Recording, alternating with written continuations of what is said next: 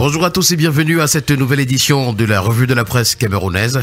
Et le périple de ce matin, nous le démarrons avec le bi-hebdomadaire Le Financier d'Afrique qui parle du dialogue public-privé et nous présente des pistes pour relancer l'économie camerounaise. La création d'une banque nationale d'investissement, d'une autorité nationale de la concurrence, d'une commission de la politique économique, l'accès au foncier et la restructuration du dialogue public-privé sont des suggestions des experts et chefs d'entreprise réunis à Yaoundé hier, 26 février, lors de la première journée des rencontres économiques organisées par le GCAM. C'est une information à retrouver ce matin dans les colonnes du bi-hebdomadaire qui parle également de responsabilité sociale et nous informe que SABC, MTN et Simancam sont les meilleures entreprises citoyennes au Cameroun. Nous continuons ce matin avec le quotidien Mutation qui s'intéresse à Tony Elumelu et qui indique que leur soutien vise 1000 entrepreneurs camerounais. C'est le président de United Bank for Africa, UBA, qui séjourne à Yaoundé à l'occasion des rencontres économiques du Cameroun.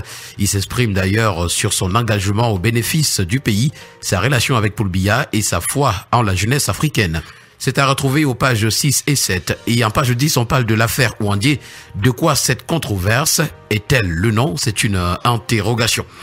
Le quotidien Capitaux Public Cameroun Tribune qui parle également de ce dialogue public-privé ce matin nous renseigne qu'on est ensemble pour la relance.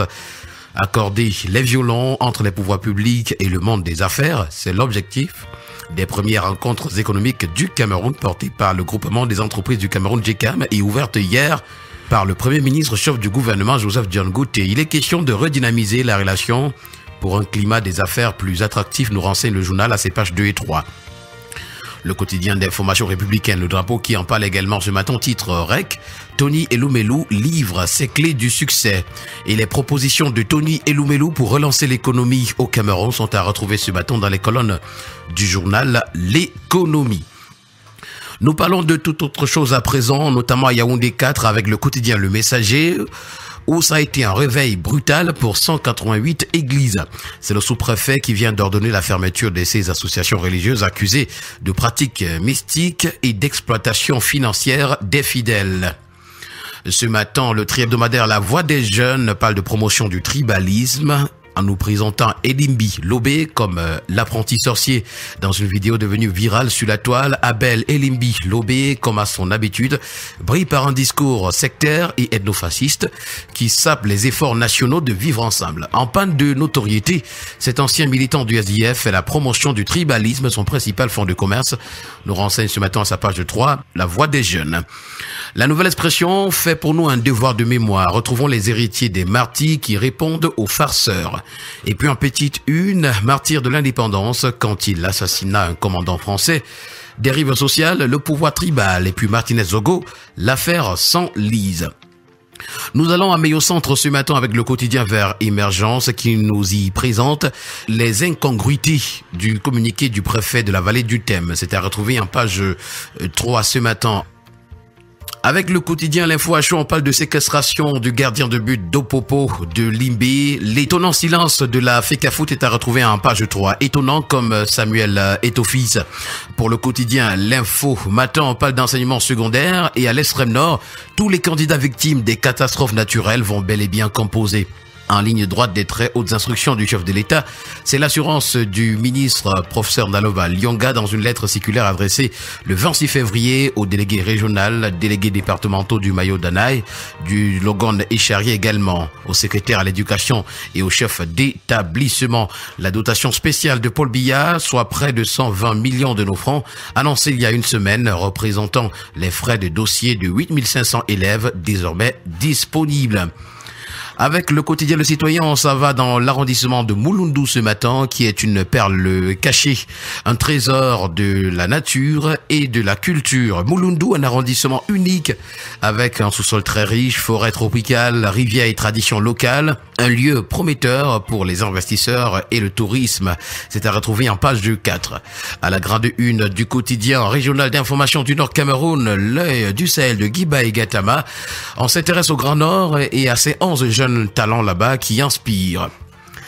Les péages automatiques sont affichés ce matin à la grande une du quotidien d'information générale et d'enquête Le Témoin, et c'est le peuple qui exige des explications.